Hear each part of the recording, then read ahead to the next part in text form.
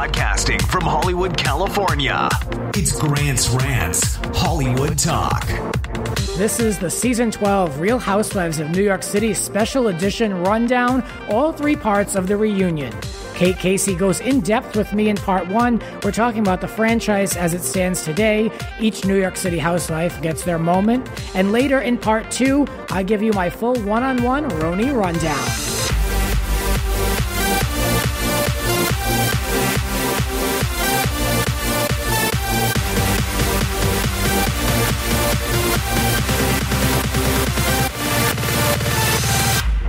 Let the ranting begin. It's good to have you with me. It's been a minute. I have been going through some good things, but some personal changes that I will keep you all updated about. Just some business.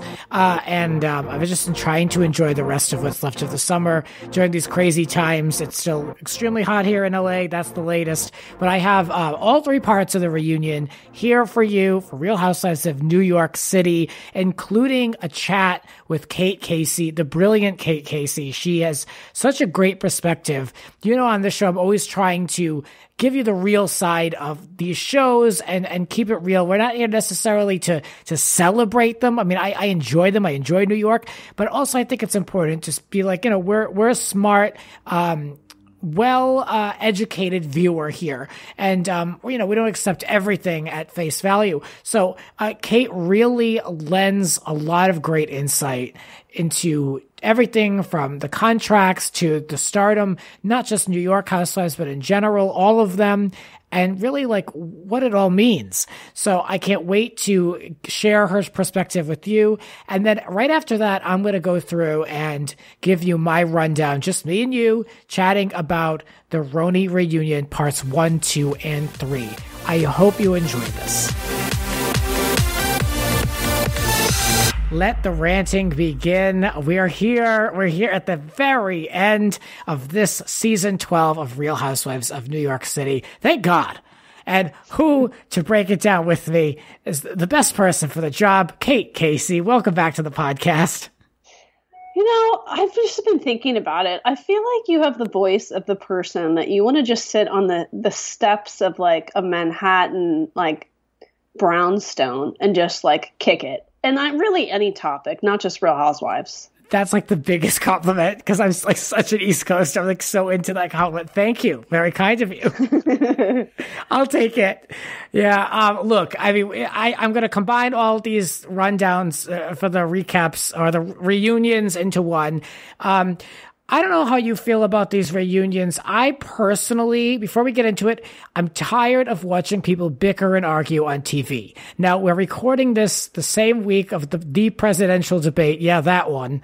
I'm just kind of over it. I'm tired of watching people fight on my television. Also, I think that in the first few years of the reunions, like the first Real Housewives of Orange County one, it was great because you didn't know these women, you followed their life story so that when they're reunited, you're really getting somebody who just had everything in their life just totally shift. And you haven't heard from them, or if you have, barely anything. So you could get into the minutia, the things that they fight about off camera, and it made it really interesting. But in the last couple years, there's so much fighting that goes on social media between housewives that by the time the reunion airs, it's like, this isn't like fresh news to us. Right. I'm all for a reunion, but I don't think we need 3 parts. I think it's too much. Yeah. Yeah. I mean, I'm all for like, let's catch up, blah, blah, blah. I don't mind it so much, but it's too long-winded. You know, they covered topics because I outlined all 3 parts. I mean, they went back and then went back again to some of these things. I mean, it's a little much, but let's get into some highlights. What did you think of the reunion theme? The theme was of reunions past with various set pieces and trees and pillows all scattered all over the place. I think it was a little bit too over our heads. You know, we've been quarantined and it was really kind of exciting, the idea of them all coming together like the old days on a couch. And instead, they're so far separated, they throw all these rugs on the floor. I didn't even notice anything in the background because I kept thinking, why do they have all these ugly rugs on the floor? Apparently it was from yesteryears, but it would have been just enough to have them on the couch for the first time in, months and months. So I thought it was unnecessary. At first, I liked the theme. I said, okay, like I matched it up with other reunions in the past. And then it quickly got very distracting for me because each woman had a totally different background over her shoulder. So, it took me a minute to adjust. Who had the big NYC? Who had the candles? Who had the Moroccan theme? It was kind of a lot. But I mean, I give them a little bit of credit. I mean, I actually thought it was a creative idea. The rugs, though, bad idea. I'm not co-signing the rugs. No, but then you think it was at this castle. Well, by the way, what was the point of the castle? It was in page 6, so it's going to be at the Ohana Castle where one of the Jonas brothers was married. But when you get down the net it was filmed in what looks like a warehouse. I thought it was a warehouse. Yeah, I forgot. What was the point of spending all that money, bringing all this equipment out to a castle? Like, if you're going to do it at a castle, they should have done it outside. Well, that was totally lost on me. So yeah, that was a total F in my opinion, because I thought they were either in some sound stage, like, I don't know, somewhere like out in Queens, or that they were at just like a warehouse. So the fact that it was like a special location served no purpose. Who cares? Served no purpose. And I think that the outfits are just getting more and more ridiculous. There's no reason that one should wear a prom dress after the age of 40, unless you're at some sort of over the top wedding or a Met ball. So just to gather together to talk about what happened over the course of a couple of months of your reality television show is a little bit much. Are you referring to Tinsley's gown? I mean, like, where are you going? Is this like someone's drag funeral? Like, why are we so dressed up? I thought it was a bit much. Yeah, it's got, looking back at old reunions, I mean, people dress professionally, they look nice. Now it's just ridiculous. It's really ridiculous. And I didn't know Sonia, she had morphed into Ellen Barkin. A totally new look, a new face. I think she looks good. What did you think? She looks the best she's ever looked. I suspect that dress she wore was something like some Sonia Morgan dress. I actually really love one of her tops this season too, which she told me was from Sonia Morgan. I never write housewives to ask them what they're wearing. That was like the rare occasion. But for the most part, I don't know. I just felt like it was a little bit too much. I don't know. It wasn't necessary. I think they're at their best. It's in the quiet conversations that they say amongst each other. So this extra over the top way of communicating is so unnecessary. But I feel like in the last couple years that a lot of these women encircle themselves with a team of people who encourage them to be extra in order to secure their jobs.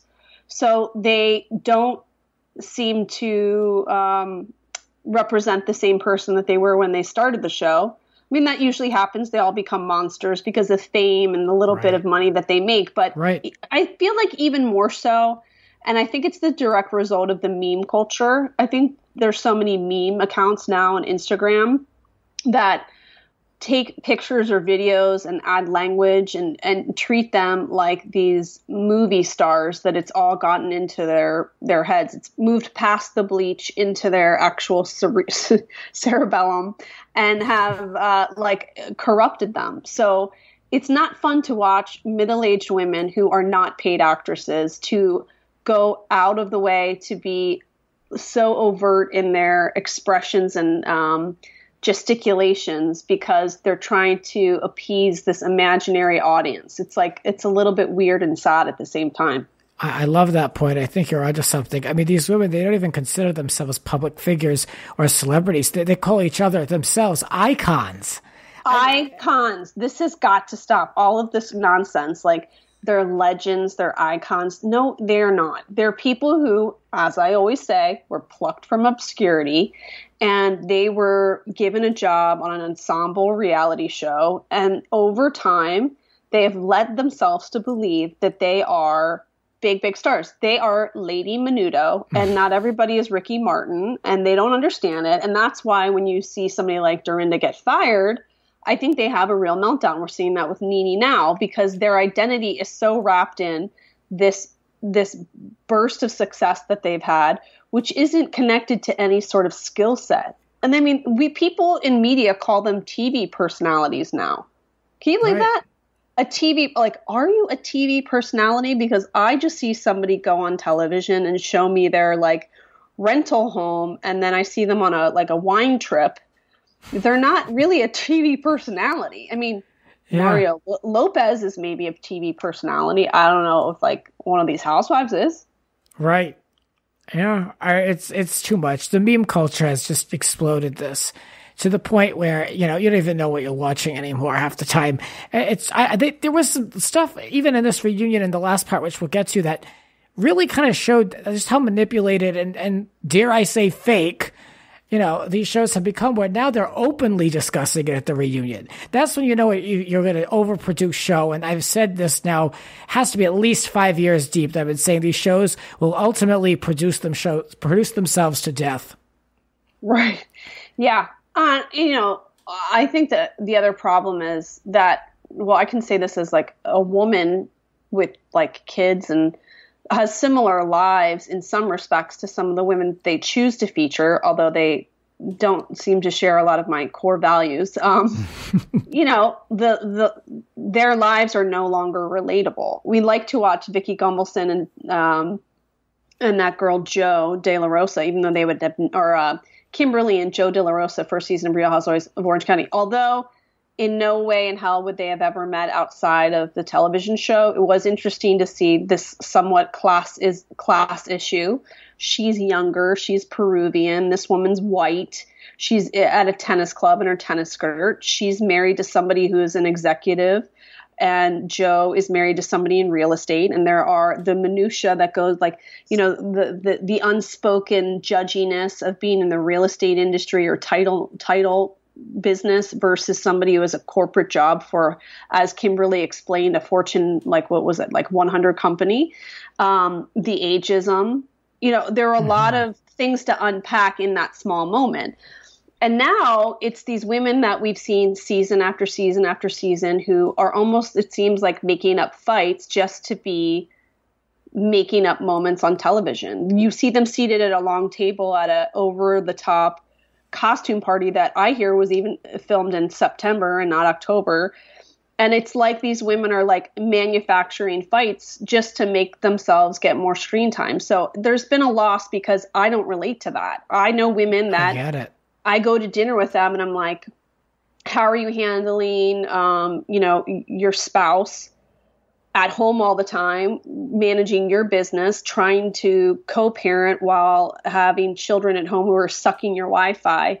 Those are the things that a housewife should be talking about because those are most relatable to all the other, everybody else in the country. But instead, now we have women who there's no commonality. Their struggles in their life are so absurdly different than all of us that we can no longer relate, and it makes it difficult to watch.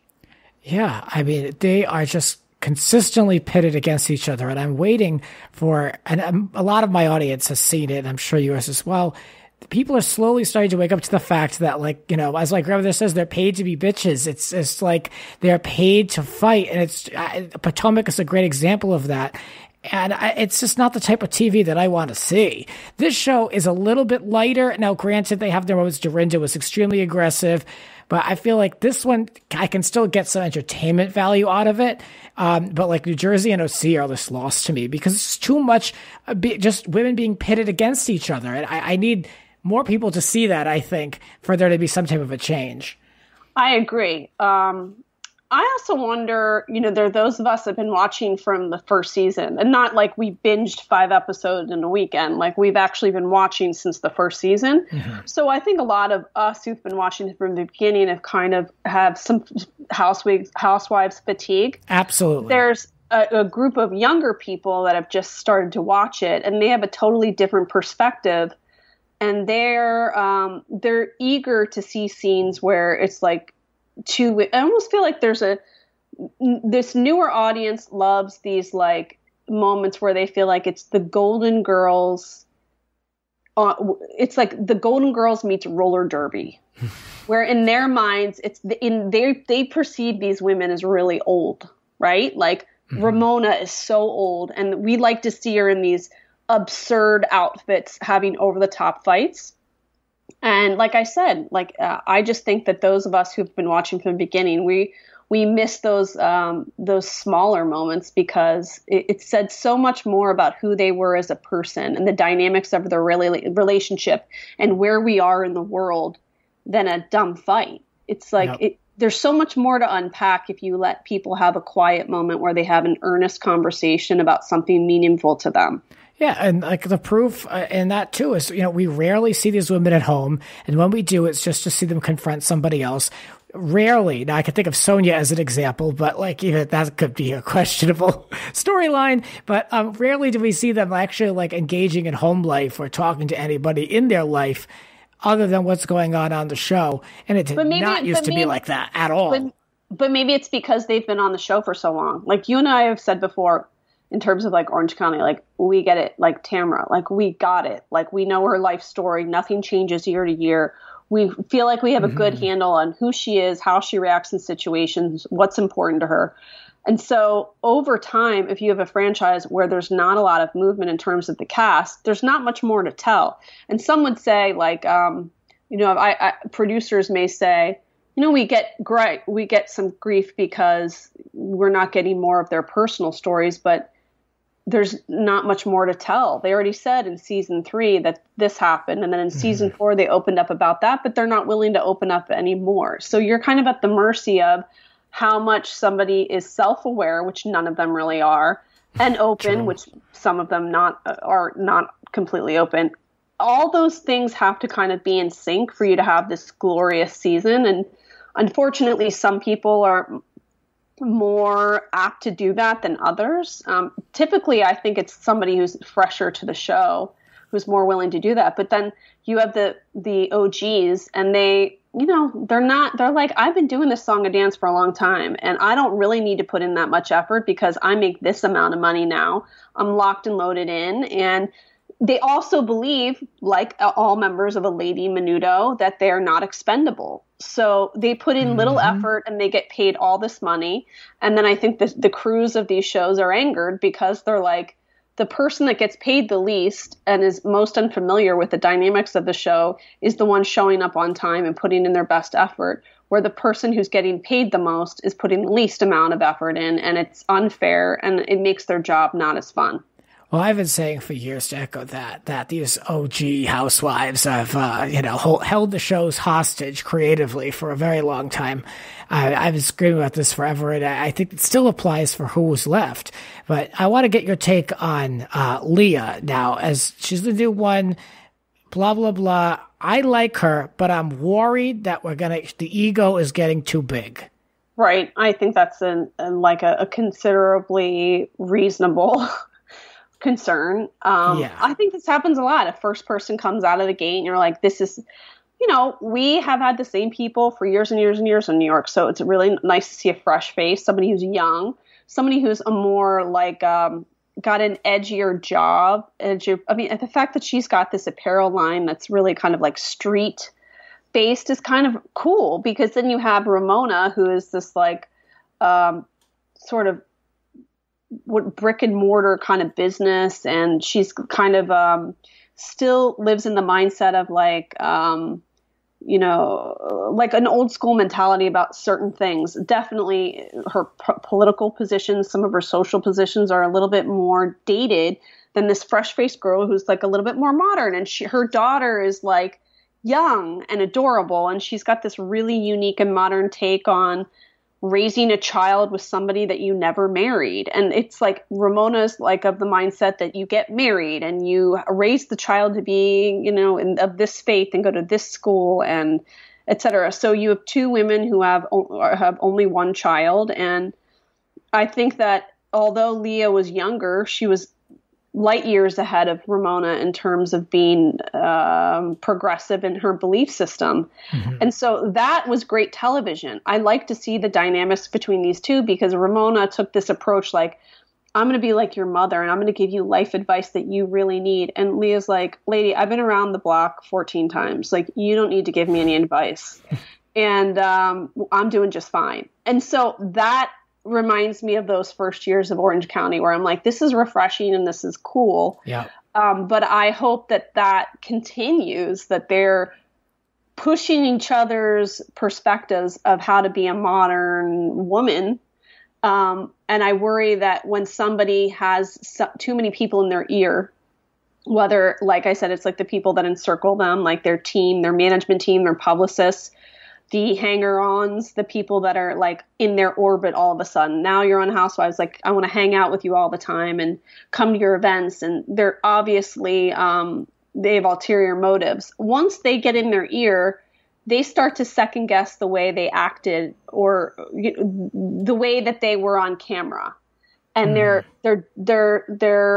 being a little bit more judicious in how they communicate with people while they're being filmed. And it takes away from the purity of the process. And so I think it's left to be seen until we kind of see the season play out. But I did kind of find it interesting that her agents were openly negotiating her pay, which I think is great in the press. Yeah, that's different too, and I think that's a modern thing because women should always be paid their worth.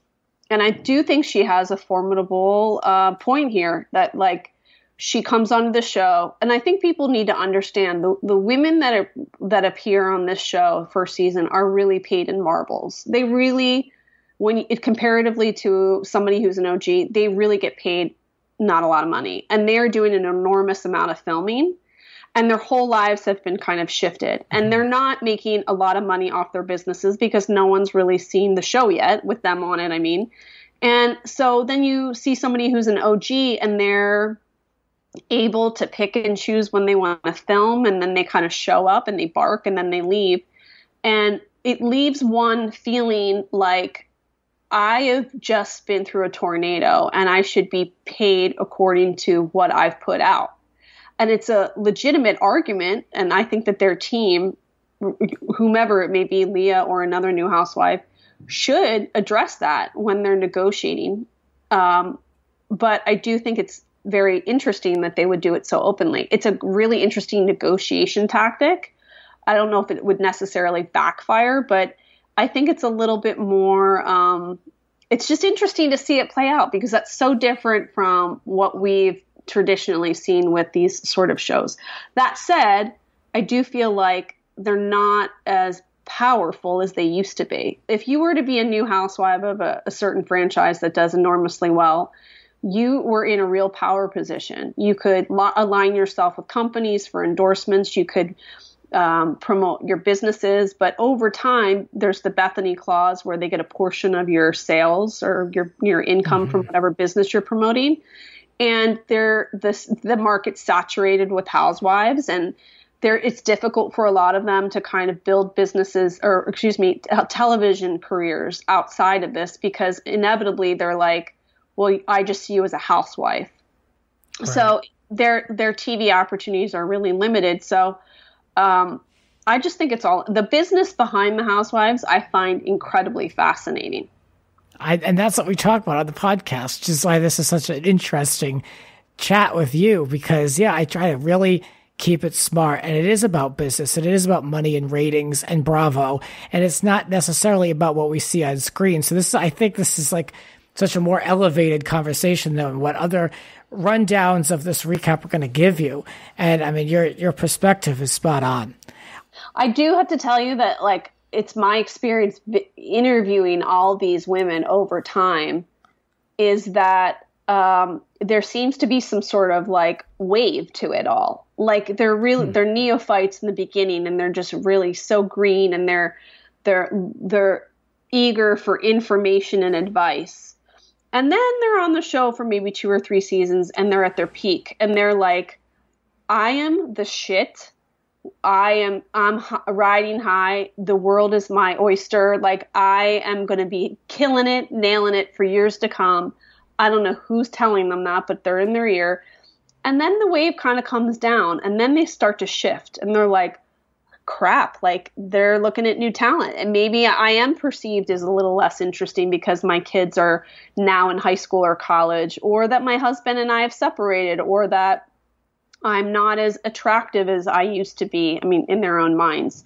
So then the wave, it kind of comes down. And so we have seen this happen so many times. Yeah. that we're all kind of numb to it, so that when somebody comes right out of the gate in the early seasons and we can see their ego starting to like kind of go up, we're like, you know, it's almost like we're the parents of 25 children. And, you know, it's like our 17th child is graduating from high school and feeling like I'm going to take over the world. And we're the skeptical parents that are like, slow your roll, sister. You still got to like graduate from college, get a good job, like, right. et cetera, et cetera. I always kind of feel like that. And it's so, I have noticed in the last couple of years of interviewing people that I get the sense way more that that particular shift, that paranoia, like, am I going to be offered the job again? Am I less interesting, is becoming more prevalent. And I don't know. I don't know. It seems to me that that's why we see the uptick in the crazy fights. It's because they're all kind of moving towards that place of paranoia. Like, am I enough to be on the show? And if I'm not, am I going to get a call in the middle of the day, like Teddy Mellencamp, and my whole life will go back to suburbia, and I may have a new house that has an enormous mortgage and I'm not going to be able to pay it now. So now I'm going to have to sell it, and I'm not going to be able to get the attention that I get at the restaurants, which I've now become so accustomed to, and I need it like a drug. And I think they really freak out. Yeah. Now, I want to get your take on someone who walked away from it all, though, Tinsley, and the effect this had on Dorinda, but her basically breaching her contract. This was a real problem for her. What do you think of Tinsley and her decision to walk away and how she was treated at the reunion? I think Tinsley's smart because she got out of it what she needed. I don't think she overstayed her welcome. I think she went on the show because she needed an uptick in her press so she could kind of figure out her next business move. I mean, she has had success in developing like bag lines in Japan, because there was a period of time where Japanese women were infatuated with Paris Hilton and Tinsley Mortimer. They were just like, that is the epitome of glamour, is this blonde American girl. So she did have a lot of success from that. And then she moved to Palm Beach after her divorce, and she dated this guy and he wasn't that great to her. And I think she was at a pivot moment in her life where she was like, I have to come up with my next plan. And I think that the Housewives was a really good kind of middle ground. Like, okay, I'm going to use this as my opportunity to pivot myself so I can see what other options I have. In the process of doing so, she happened to meet this guy. And, you know, she's really at a point in her life where she just wants to be married and have a family. And the truth is, she doesn't need the fame like they need it, because there was a point in her life where she was far more famous than all of these women probably combined, right? Because when you come down to it, the Bravo network is pretty niche. Like, the people of Bachelor Nation are way, way, way, way, way more well known. You know, like we don't realize that. Because I don't realize that myself. We watch these shows and we know who they all are. But if you go out in the world and you're like, give me all the 7 cast members of Real Housewives of blah, blah, blah, not many people can name all of them and know exactly what's going in their lives, but they can tell you the 3 top finalists of this season of The Bachelor. And they've got a much wider audience because you have people that are watching from 16 years old to like 60. And that's why you see Bachelor contestants get an enormous amount of social media followers right away as soon as they're on the show. And you don't see the same for a housewife because it's a pretty niche channel. That's so interesting, because I'm not part of the Bachelor Nation. So to me, I don't have that perspective. Vice versa with them, to your point with the Housewives. I've always felt like I've missed out on something, but it seems to be bigger than I thought. I really missed out. Oh, The Bachelor. Yeah. I mean, you think about it. I mean, how many people are watching cable? I mean, not a lot, actually. I mean, even if I have a show and I'm like, oh, I have this great documentary on HBO Max, people are like, oh, for Christ's sake, how do I get to HBO Max? True. Or Amazon Prime, like what? But now more people, because of COVID especially, they're totally dialed into a lot of streaming media. And so the network old standard shows are less interesting. I mean, the ratings are not like they used to be for a lot of those Bravo shows. And like I said, it's a very niche kind of network and shows. And I forget why I even got to this point anyway. Well, Tinsley. We were talking about Tinsley. So Tinsley got what she wanted out of it because I think she thought, well, what's my next career move? But in the process meets this guy. And truly what she wanted at this part of her life is to be married and to have a family, because she's already had success in many other ways these women haven't. So she doesn't need the show anymore. And I think on a cellular level, there's a part of that which infuriates people like Dorinda, because it's like, she needs this show because she doesn't have a backup plan. So to see somebody who already has access to wealth, who has connections to society. I mean, people have said to me, Tinsley actually looks at those women as like white trash with money. I don't know if that's true, but if it is true, it makes sense to me. So that's a part of it. But I do think that was why the reunion was great, because you got a window into what was happening off screen. And it does make sense that Dorinda would be infuriated that John would ask Scott for money, because that's picking away at an image that maybe she had curated, that she's this like wife of a person who's enormously successful in the political circles, very well respected, that she hobnobs with people that are diplomats and politicians. And now she's with a dry cleaner who is smarmy and sweaty and shows up at all the parties because he likes TV time, and that maybe he doesn't have the success that he projected, and that behind her back he would be asking the fiance of a girl that she just doesn't like because she hates that she has, well, maybe what she doesn't have. And that it was a violation to her because John never told her, and that this girl would bring it up on camera. And I believe it was like early in the season, and we saw behind the scenes moments where she's screaming into a phone. This was previous season, the trip, the Mexico trip. That was like really, really infuriating to her. But then for her to bring it up at the reunion was like, oh my God, this is embarrassment beyond embarrassment. For most of these women, they want to project a certain image. I mean, the truth is there's very few of them actually live the lives that you would expect when you're like, if any of us in any town, as you're sitting here, like the Real Housewives of Paducah or, Montgomeryville or wherever you live, and you're like, oh, I would want to find somebody who lives in one of the biggest houses, is married to one of the most successful people, has 2.5 kids, a dog, a fence, whatever. They are living the life. The truth is, we have no idea how successful people are. People could have a big home, but they could be living on credit cards for all we know. And many do. I know a lot of them. They show up on the show, and now they've painted themselves into a corner because they're like, I have to maintain this image. And so now they're putting themselves into more, lots of housewives, you will hear later on, like, I spent $25,000 on a birthday party because I needed to maintain this image that I'm wealthy, so I deserve the spot on this show. Absolutely. Right? And so they kind of lose their way. And I don't know. Like I said, all the stuff that happens behind the scenes is so fascinating to me. So I think she had cultivated this image. I think that it was hard for her to feel like people were pecking away at that, and maybe it wasn't what she had presented. And I think it's infuriating to someone like Dorinda at the time to see someone say, I'm walking away on my own choice, and not somebody saying you're not going to get your contract renewed. Yep. It's like if we're working at our own offices of whatever company that we work for. If you're white knuckling it every day, am I going to get fired today because I have imposter syndrome or whatever it is? Like maybe they're going to fire me today because I know I'm not doing the job.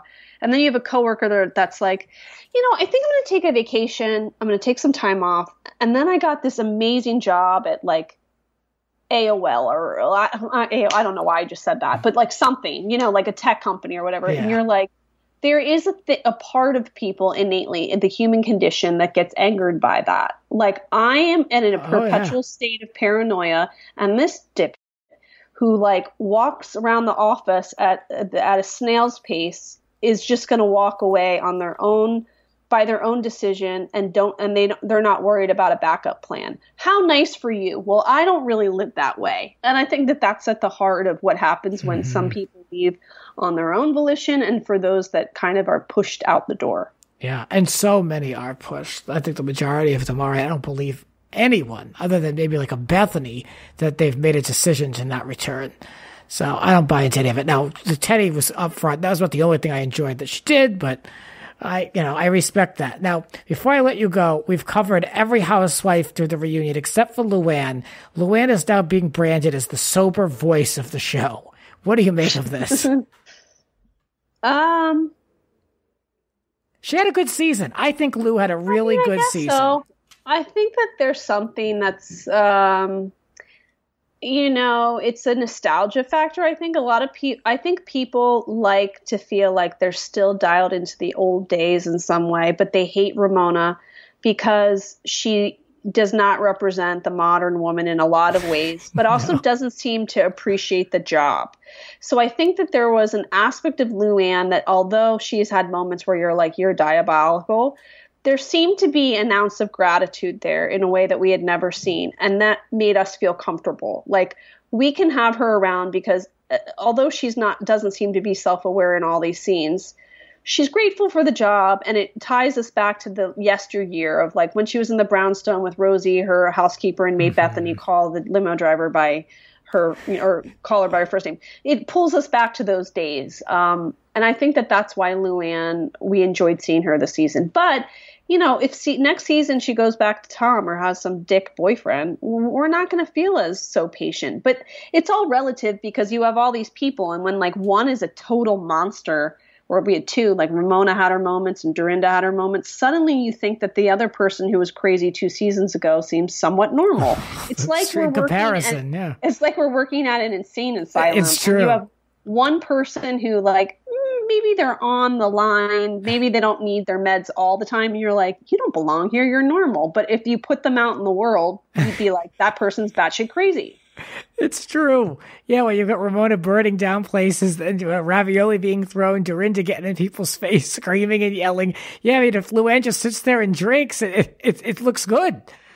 I would have liked, okay, so like example, Ramona having the party with the 50 friends at a restaurant.